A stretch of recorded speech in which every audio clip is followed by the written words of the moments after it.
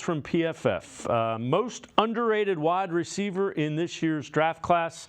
They go with Malik Washington from Virginia. Now he's 5'8", like 200 pounds. But here are the receiving grades. 92.4 second, receptions 111. First, receiving yards 1384. Second, yards after the catch 710. Third, yards per route run 3.15, tied for 12th. Missed tackles forced 35. That's tied for first in the FBS. So he's a guy, Quincy, to be honest with you, I've seen him. I've heard people talk about him. The size scares me. It just does.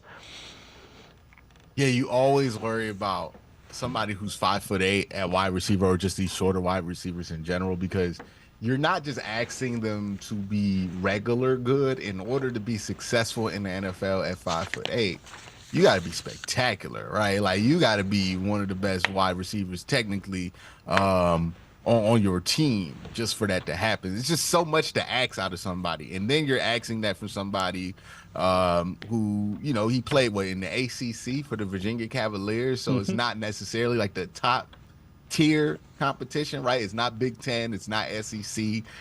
So, you know, you're kind of projecting a little bit there. It's a tough ask for somebody at 5'8" at wide receiver. And if we're talking about from a Browns perspective, we joke about how we don't have that many tall wide receivers.